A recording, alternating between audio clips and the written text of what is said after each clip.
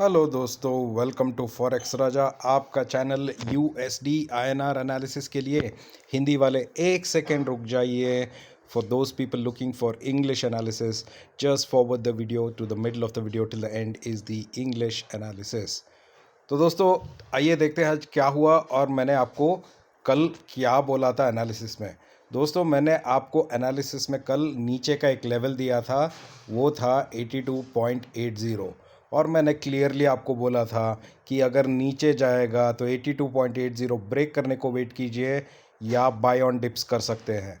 और मैंने आपको एक इम्पॉर्टेंट नंबर वॉच करने को भी बोला था, वो था 82.90। अगर स्पॉट 82.90 के ऊपर है तो बाइंग के अपॉर्चुनिटीज़ बनते हैं और ऊपर की तरफ हमारा पहला लेवल था 82.95। ये मेरे कल के एनालिसिस में मैंने बोला था। तो आप देख सकते हैं दोस्तों, आज सुबह 9 o'clock को ओपनिंग हुआ ऑलमोस्ट 82.84 पे, और 84 पे जाने के बाद क्या हुआ, full up move, buying buying buying आया, 82.90 को ब्रेक किया, फिर 82.90 पे रह के ऑलमोस्ट 82.92 टच किया 3 o'clock तक, और फिर से वही ट्रेंड पे आ गया दोस्तों। और अभी भी हम 82.90 के ऊपर हैं।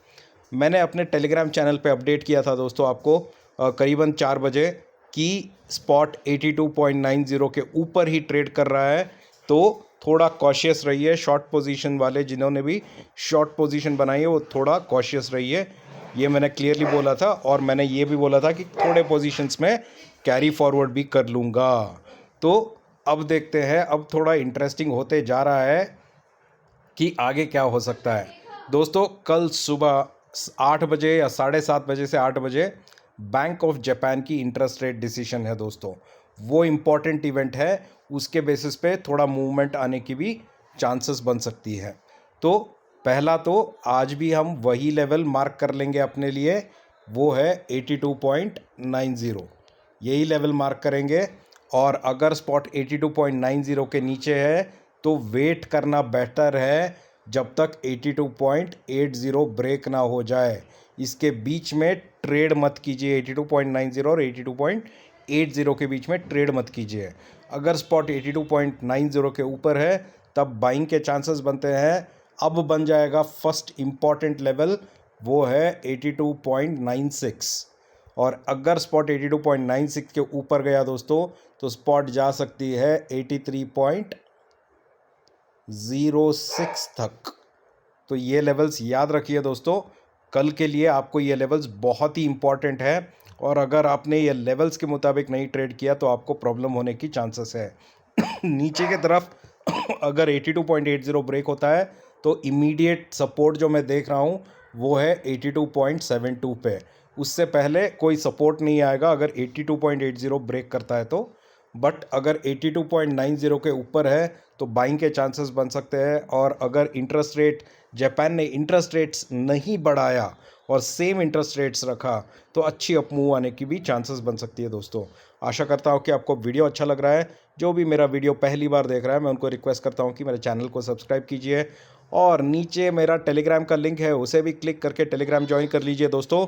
साथ में मिलकर ट्रेड कर सकते हैं हम लोग। Now let's do the analysis in English. So hi friends, welcome to Forex Raja, your channel for USD INR analysis. Friends, let's look at what happened today in the market and compare it with our analysis that I gave you yesterday, right? So friends, if you look at markets today, yesterday I had given you an important level to watch out, which was 82.90. Friends, I'm sorry, I'll just redraw this again so it becomes easy for us to understand. I'll just go to the daily chart once more. Okay, and here.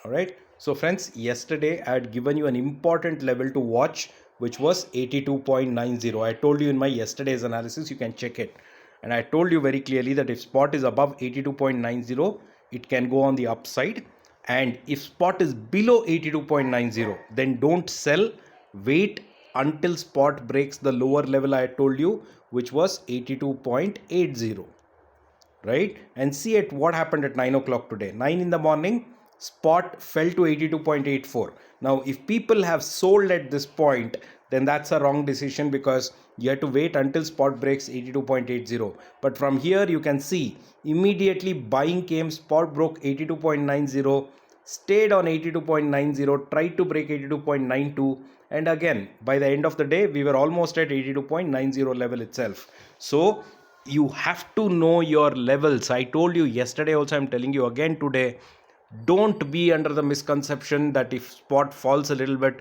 I'll go on the sell side. It's not necessary, and you have to be ready for all kinds of trades, and you have to know your levels, resistances and supports very well if you want to be successful in this market, my dear friends. All right, so tomorrow morning, friends, at around 7:30, 8 o'clock, Bank of Japan is going to be announcing their interest rate decision.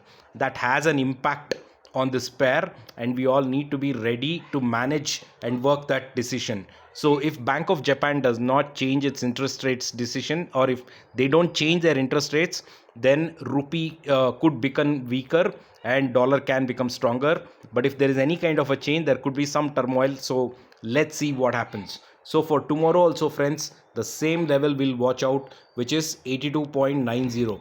If spot is above 82.90 or trades opens above 82.90, then spot can go and touch this level, which is 82.96, and above 82.96 spot can go and touch 83.06 level. All right, so watch out for the decision of Bank of Japan, very important. On the downside, friends, until spot breaks this level, which is 82.80, there is no way you can sell. It's a demand zone, and if 82.80 breaks, then spot could go and test 82.72. Until then, you have to be patient, you have to choose the right trades, and you have to pick up the right levels, which is the most important. I hope you are liking the video, friends. For those people watching my video for the first time, I request you to please subscribe to my channel, and also please press the bell icon right next to it. You can also join me on my Telegram channel. The link is below in the description. Please join the Telegram channel, and we could be trading together also. Thank you so much, friends, for your time. Let's see you in the market tomorrow. Bye bye.